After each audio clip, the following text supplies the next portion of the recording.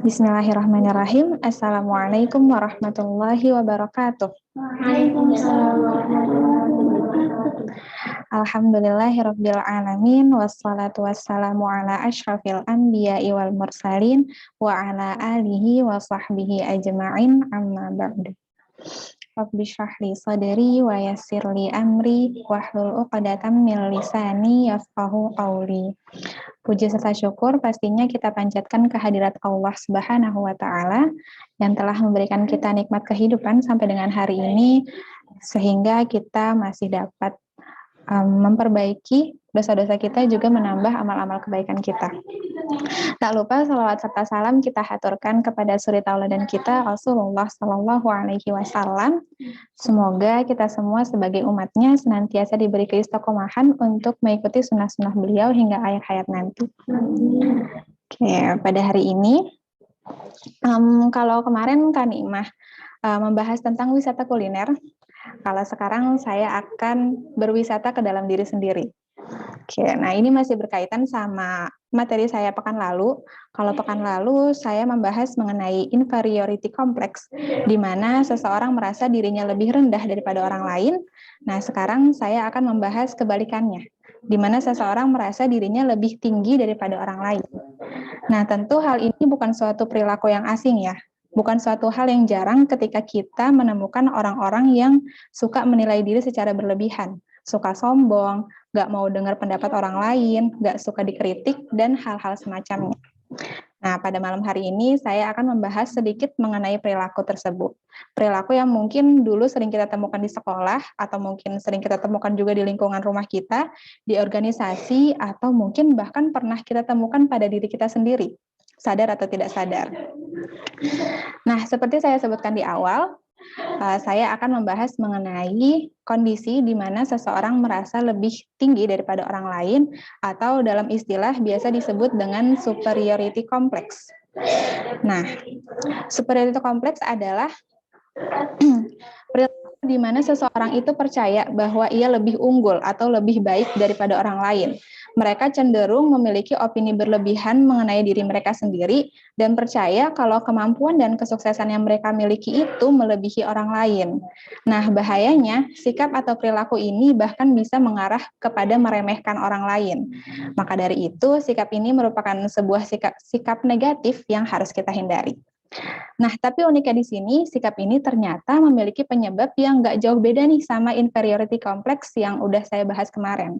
Jadi bisa jadi sikap ini itu muncul karena pengalaman masa lalu atau kurangnya penghargaan terhadap diri kita sendiri.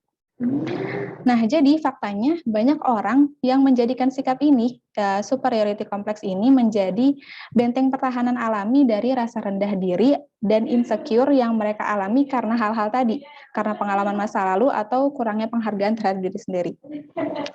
Mungkin emang sewajarnya manusia ya, pasti kita tuh punya rasa malu ketika kekurangan atau kelemahan yang kita miliki itu diketahui orang lain.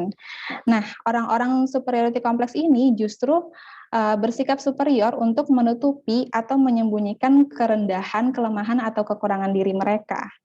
Gitu. Nah, tadi saya bilang sikap ini merupakan sikap yang harus kita hindari. Nah, jadi di sini ada beberapa hal utama yang ngebuat kenapa sih kita harus menghindari sikap ini. Yang pertama adalah mencegah egoisme tumbuh dalam diri kita. Karena faktanya orang-orang yang memiliki superiority complex adalah orang-orang yang senang menjadi pusat perhatian.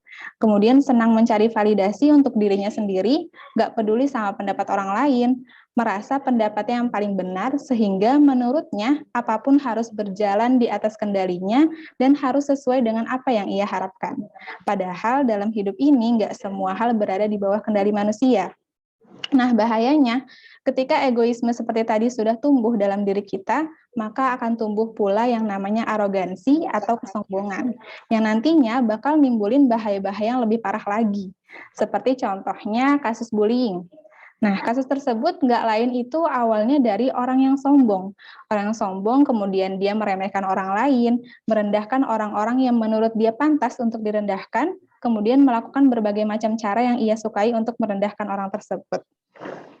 Nah, kemudian kita ke alasan yang kedua, Alasan yang kedua adalah agar kita mudah berpikir terbuka, atau istilah sekarang sering disebut dengan istilah open-minded.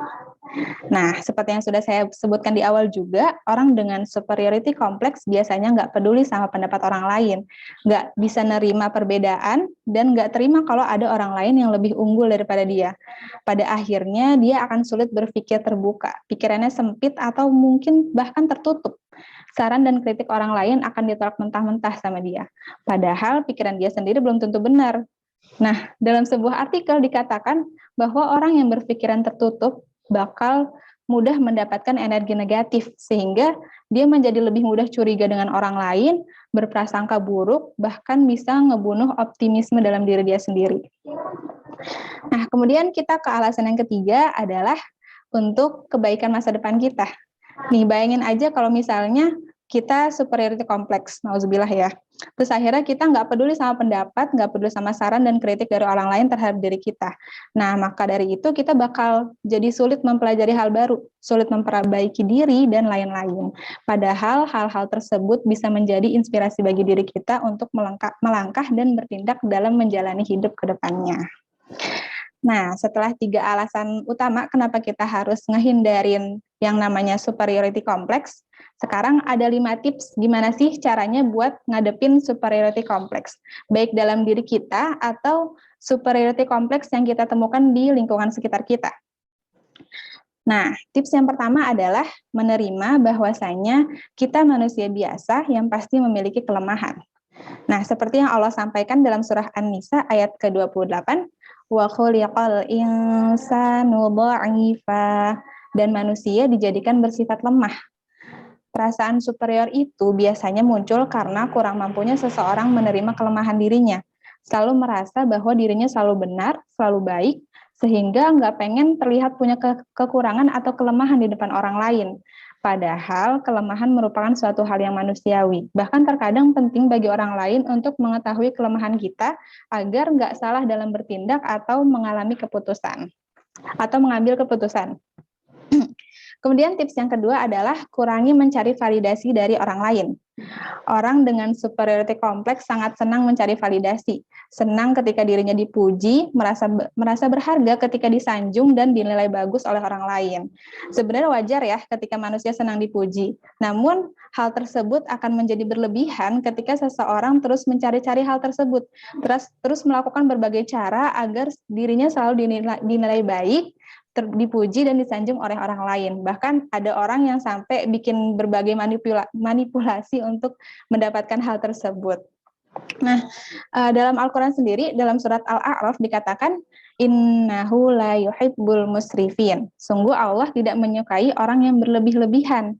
Nah, ketika Allah tidak menyukai sesuatu, maka pastinya hal tersebut tidak baik untuk diri kita. Nah, penilaian orang lain tuh sebenarnya nggak sepenuhnya menggambarkan tentang diri kita, dan bukan tugas kita juga buat selalu terlihat benar, baik, dan sempurna di depan orang lain. Kemudian, ke tips yang ketiga, jangan menjadikan diri sendiri sebagai pusat dari segala hal. Selalu merasa hanya dirinya yang paling benar, sehingga pada akhirnya meremehkan orang lain dan bahkan bisa membuat kita merebut hak-hak orang lain. Padahal dunia ini bukan hanya tentang diri kita, ada banyak hak-hak orang lain yang juga harus dipenuhi. Mengharuskan kita untuk saling berbagi dan menghargai, bukan hanya mementingkan kepentingan diri kita sendiri. Kemudian tips yang keempat adalah tumbuhkan rasa percaya diri yang sehat. Nah, jadi orang-orang dengan superiority complex ini kan sebenarnya berawal dari orang-orang yang merasa rendah diri dan insecure ya. Lalu kemudian mereka menutupi hal tersebut dengan arogansi atau kesombongan yang sebenarnya bisa disebut juga sebagai bentuk kepercayaan diri yang kurang tepat. Nah, maka dari itu, untuk menumbuhkan rasa percaya diri, gunakanlah cara-cara yang sehat. Seperti contohnya membangun pola hidup yang sehat, pola makan yang sehat, dan lain-lain. Sehingga secara tidak langsung hal tersebut akan mempengaruhi cara berpikir kita, cara berinteraksi kita dengan orang lain, serta cara mengambil keputusan yang tepat. Kemudian tips yang terakhir adalah hargai dan hormati orang lain. Seseorang dengan superiority complex sangat sulit untuk menghargai dan menghormati orang lain, selalu merasa bahwa hanya dirinya yang patut dihargai dan dihormati. Maka dari itu, untuk menghadapinya kita harus menghargai dan menghormati orang lain. terutama dengan menerapkan 3 kata utama dalam sehari-hari, yaitu maaf, terima kasih, dan tolong. Oke, mungkin itu saja yang dapat saya sampaikan. Semoga bermanfaat. Kurang lebihnya mohon maaf. Wassalamualaikum warahmatullahi wabarakatuh. Waalaikumsalam warahmatullahi wabarakatuh.